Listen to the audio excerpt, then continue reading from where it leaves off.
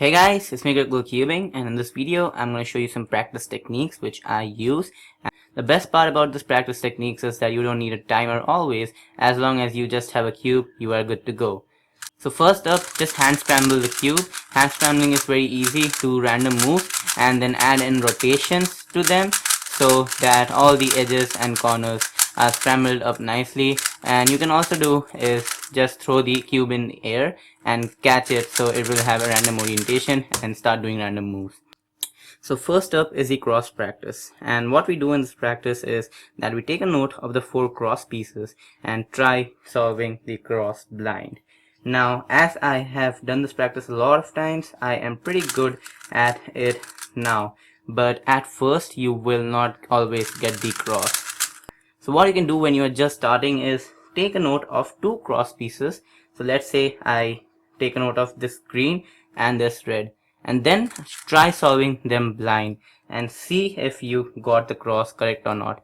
Now I did get the cross correct, but another D would be required to make them come to the correct place.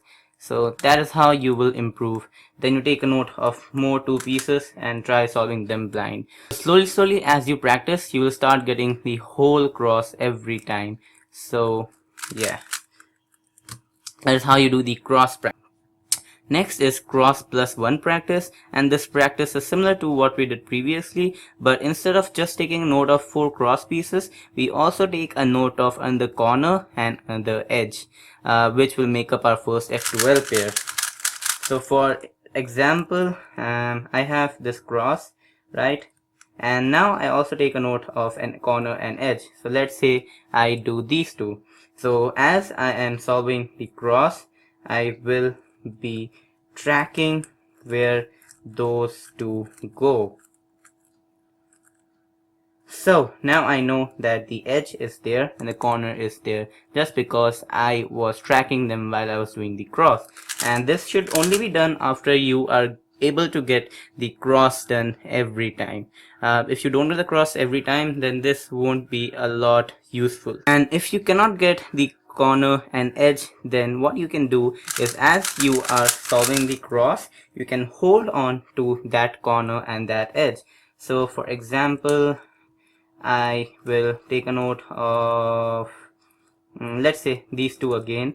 So as I am solving the cross, I am holding those 2 pieces, so I know that these 2 are still here.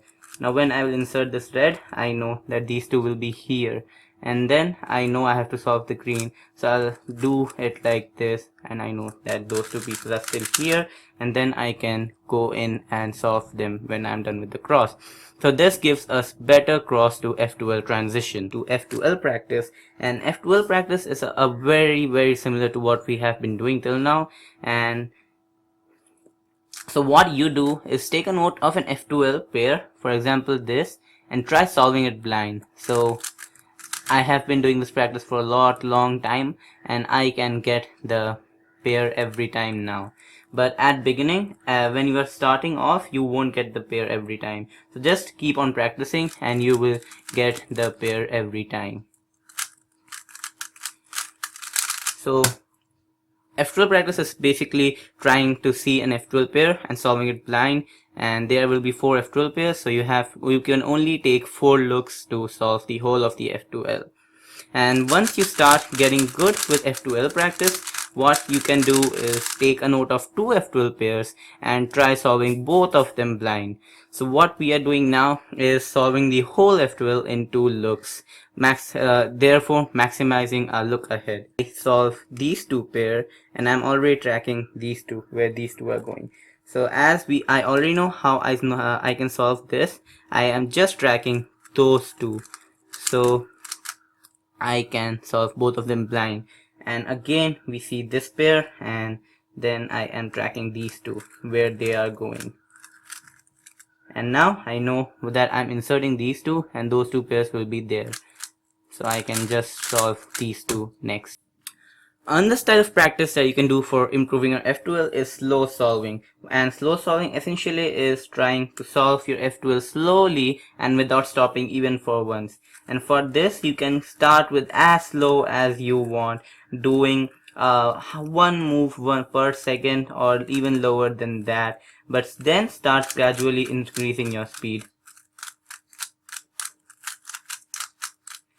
But when you start gradually increasing your speed, just don't start pausing in between your F12 solving. You won't get any fruit of this type of solving. So the last kind of practice that I would mention is unlimited inspection. And what you do is you can take as much time as you want for the inspection, but you only have one look and you have to solve the cube as far as you can using that one look. And as at the current level I can just do n cross plus 1.